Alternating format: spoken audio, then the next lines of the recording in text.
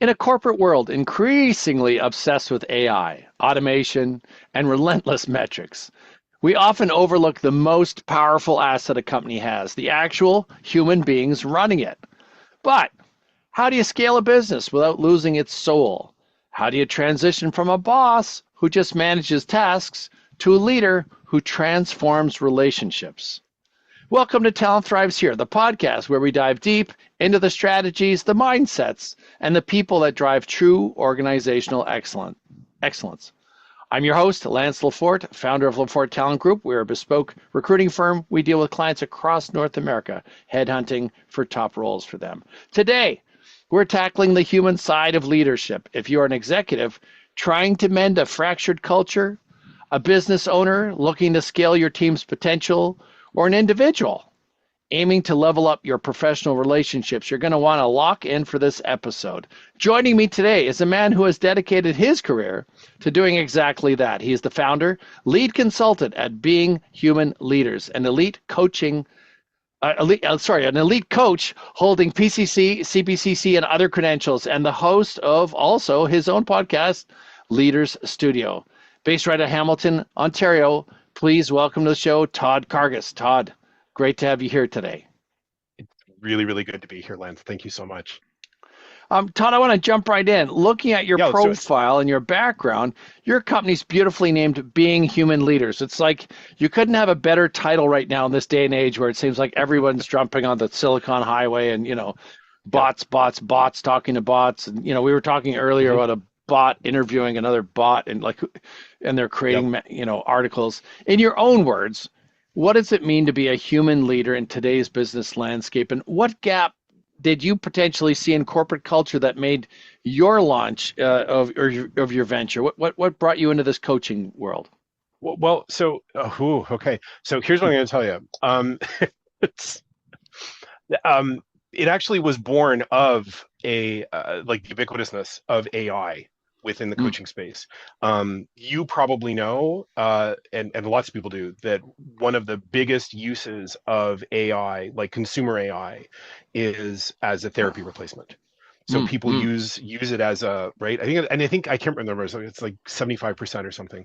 Right. So there's a huge number of people that are using the tools in that way. And it's great if that's like, I'm not here to say, no, that's a terrible idea. Right. But what I am here to say is there is a human to human connection that's kind of ineffable. Like there's a wisdom, an intuition that exists in that space. And there's something, it's a connection that's hard to describe, but it's real. And the reason that I know that it's real is because when people have actual genuine human relationships, there's something that can be created in that space. And that's where high performance lives. Right. And I think that that's the thing that's really interesting. So, culturally, professionally, we're being asked to sort of separate ourselves from that humanity. It's easy to have conversations with technology in a way that we couldn't possibly have had maybe like even last year. Yeah. And something gets lost when I don't need another person in that way. Yeah. The needing is the important part. As you know, it's a strange time we're living in, because I've seen even some HR professionals who are saying they're changing the wording around like in my mind, this is a tool we're using. This is a digital tool. Yep.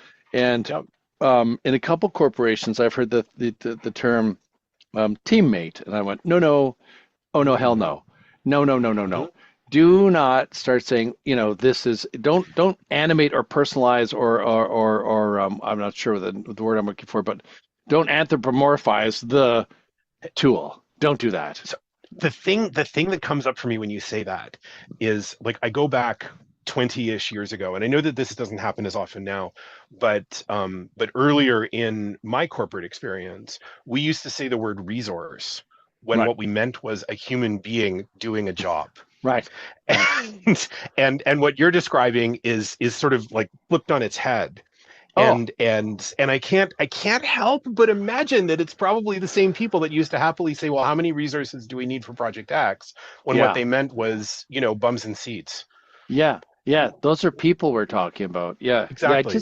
I just saw something today. Was reading some headlines this morning, and there's a large a global cement company. Lafarge is the company Uh-huh. name, and where they were paying money to keep a cement plant working in Syria, if I recall, Okay. during some war, but they had to get certain things in and out through. I could be wrong on this. It was early this morning when I read it, but it was basically they were paying off ISIS to allow them free transport of their goods and their Hmm. people and so on. And it was in the tune of millions of dollars being paid to, Hmm. terrorist organizations. So that, anyways, Hmm. it was interesting to see that it went to court, and the CEO was saying, "Well, I'm so removed from these conversations and these things going on. How could I know?" And it's a publicly traded company, and so therefore I, have to always look at profit. And I was like, Mm. "Yeah, no, buddy." So he's going Mm. to jail for 6 years. And Hmm. and they're saying in this headline, this is one of the first. Normally, they said CEOs get moved out, or they get a position on the board, or Hmm. but politically they're sort of displaced, but they never go to jail. So they said this would be interesting that you can't displace yourself from Hmm. this if there's actual jail time, and somebody else in the organization is going to jail for 5 years over the same thing. So it's like, Right. oh, anyways, they were saying as a case, this is one of the first times where a multinational has actually had senior executives going to jail versus just getting a slap on the wrist and an exit package or something. So Yeah.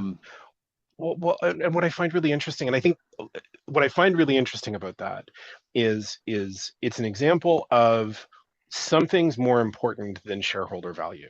mm, Something's more mm, important, right? Something's more important than just sort of well, blindly chasing profit, more, whatever that is, right? And yeah, when I think of like what's the important part about being human within the context of leadership, yeah, right? It's that, you and I are more connected to each other right, than anything else, right? We're not apart from nature, we are part of nature. So you are me, and I are they, and we are right. them, and like it, right? Like it's all really connected. And when we're all really connected, there's an element to it which is exceptionally anti-competitive.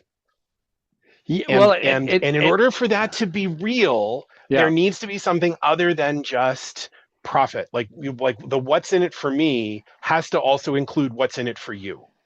Yeah, yeah. Well, depending on who you listen to and what you read lately, everyone keeps talking about late stage capitalism and predatory Yep. capitalism. It seems like somewhere in the last 30, 40, 50 years, capitalism now with these tech bros and these huge organizations where they own all our data, Yep. potentially they can sell all our data. They can they Yep. know exactly where we're headed, what we're going to buy, what we're doing.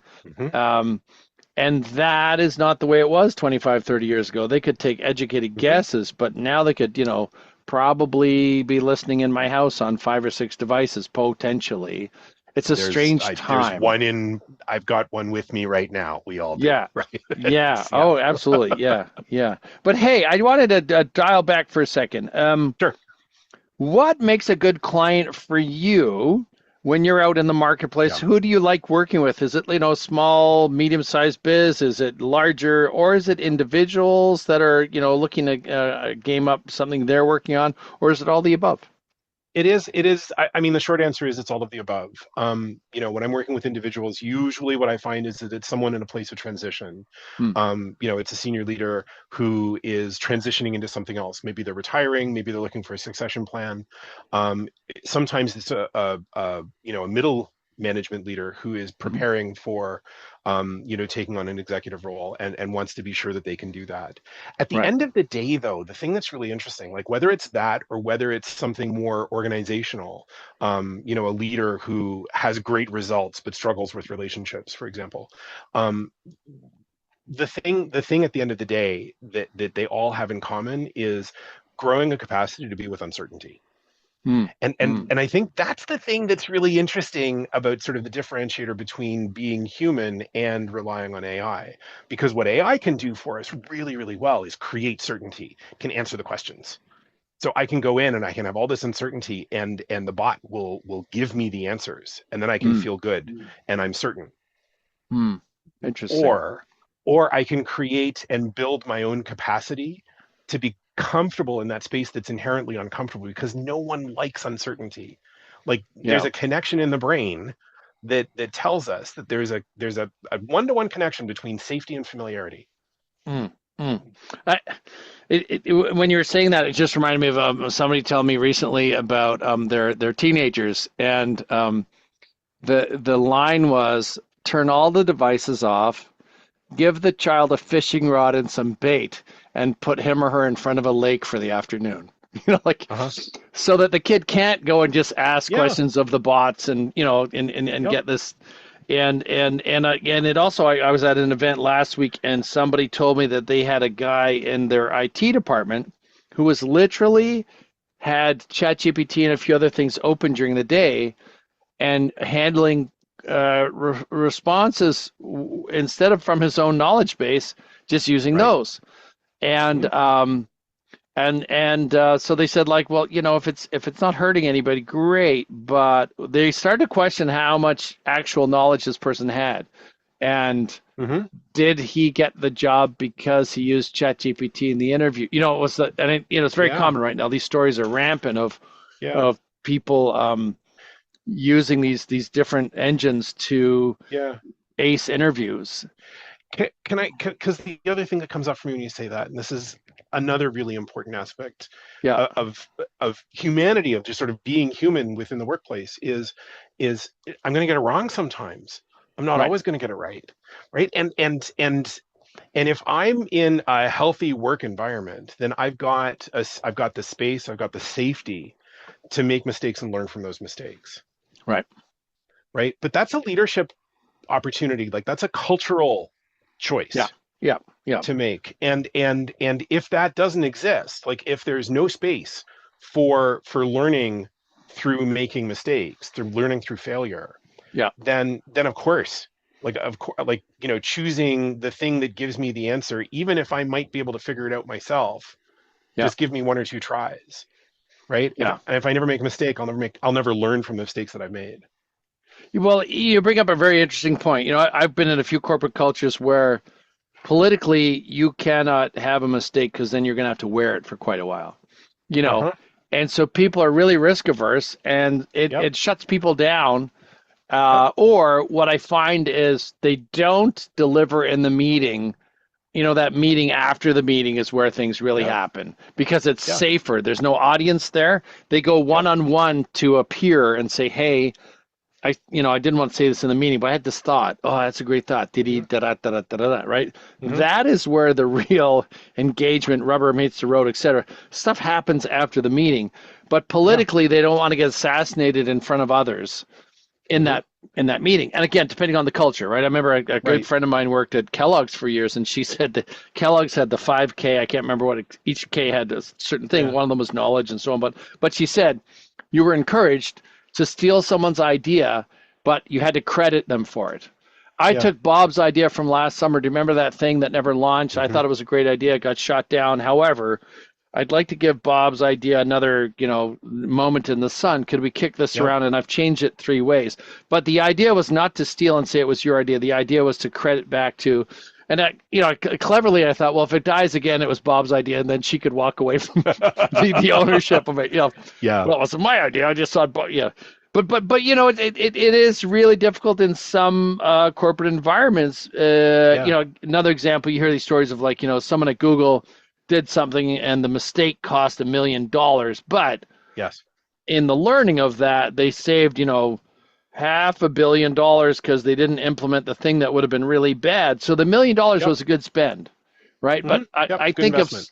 so many companies in Canada where we're smaller up here, and Yep. you can't make those mistakes. It's very more conservative than sometimes when you're a big, large Yeah. organization. It's not as critical because there's a bit more money to go around, and Yeah. the mistake isn't as threatening in a larger Yeah. corporation.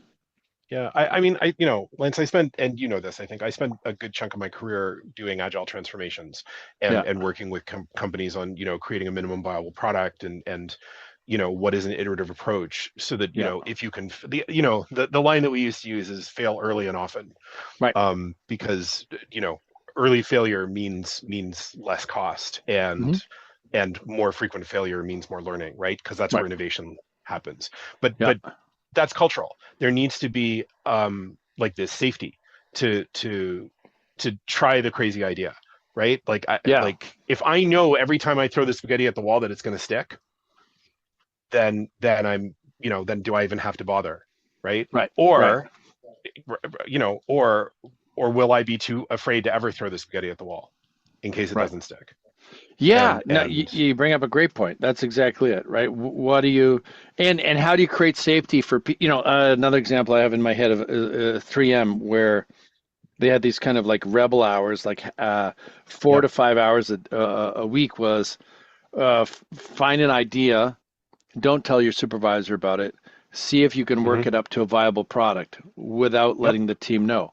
And yep, so, a bunch of engineers that are basically encouraged on company time to be a rebel uh-huh. some percentage of your week, right? Yeah, rapid And prototyping. It's right, great. and you're allowed, and it's Yep. encouraged. It's Mhm. part of the culture. And yeah, I And think that's the key. yeah, yeah, That and sorry to interrupt, but yeah, yeah, go ahead. go ahead. Sorry. No, I was gonna say, It's all yours. Todd. I think of so many times where corporations would do an offsite Uh-huh. deliberately to get them away from the environment that they work in Monday to Friday so that they could Yeah. hopefully relax and Yep. then some better ideas would fall out of their heads, right? Because Yep. now they're in a park setting or a vacation Yep. setting and um um and I've seen recently Stephen Bartlett, who I catch a big fan of his podcast. Uh-huh. He I think got sponsored a Whisper Flow, and he said in one of the commercials for the product that his best ideas often happen when he's walking to something else. Like Yes. his brain is working. So he loves the idea that he could, use a voice app to record Mhm. those great ideas. And I think too, when I worked in ad agencies and creative industries, again, that writers would leave the ad agency to go get into a flow state. They needed a coffee or a drink or a bar or a tavern or a park or a dog park, like other stimulus. Yep. The work environment is not where they did their best work. They had to get Exactly. away from it, right? Yep. A- and Yeah, that's inherently human. right, Like right, there's this thing that's so easy to forget, right? When the thing that we value is deliverability, when the thing that we value is productivity, it's yeah, really easy to forget that something incredible happens to cognition in the space that we call boredom. Like mm, there's something really important that happens when there's space. right, right, and also that And that that area where you do your best work. Yeah, sorry to interrupt, but it reminded no, me no, of no, I get it. an artist we tried to hire at a video game studio years ago. He was this great, very talented fellow, and we said, we really want you in the studio, and he said, can't do that. And we said, why not? And he said, well, you can't smoke in the studio. And he said, I'm basically a chain smoker. And Uh-huh. so, and he said, while I'm smoking, it relaxes me and puts me in a state of mind where I can really create well. So if you Hmm. take away my nicotine, I'm not going to be able to quiet down some of the voices I need to quiet down to get into my flow Hmm. state. So he said, for that reason alone, I cannot come in. I must work from home. And it was just like, wow, that was interesting. And it was sort of funny because we Hmm. had, hundreds of people in the studio who weren't able to come up with that kind of a rationale for, because we did Hmm. have, lots of people saying, I need to work from home 2 days Of a week, course. 3 days a week. And prior to COVID, those were dead end conversations. Like, nope, Yep. nope, not happening, not happening. We Hmm. need to have the security, the firewall, the infrastructure is all Yep. built that everything's under one roof and behind one big firewall. And here's how we manage our security and our protocols and our Hmm. confidentiality. We cannot have these extraneous links to people's homes. Right. And then COVID put all that upside down on its head because all Right. of a sudden Right. people had to. And it was funny to see how quickly companies flex to, oh, well, you know. We'll figure Well, out the and security. flexing to return too, but the answers are Yes. different than they used to be because it's Right. not about technology anymore. Now it's about something else. Mm, mm. Like now it's about people again, right? Yeah. Yeah. It's like, we need everyone in the office 5 days a week because of the culture. Okay, well, what's the culture? Right. Is it intentional Yeah. or is it something else? Yeah. Is it fear or is it something else? I feel like we just stepped on a landmine, Todd. Probably. We may have. We may Yeah. have. Because don't you find But like but it's a great question. What is it about, I'll give you a perfect example. I was talking to a person on the phone a couple summers ago who said, "Look here," and this individual is at the beginning of her career in the early days, first few years, had a great job, great company. But she said, "Look, I navigate through traffic. I pay for gas, insurance, Mhm, and parking. I get there, and about 80% of the company doesn't come in. So I'm now on Zoom calls with all in the of these office. senior and middle management people that don't have to come in because they've been here longer." So she Yep. said, I don't make as much money as them, but and these are questions that, wouldn't even come up 10, 15 years ago because we Yep. just ate those costs. You got to Yeah. commute in, everyone commutes in. But she said, Yep. I feel like I'm being punished because of my age or my seniority at the company, whereby I'm Mhm, critical and I have to be in 5 days a week. But the rest of the staff has all these benefits of being able to work from home. So she said, mhm, I'm going to quit based on that.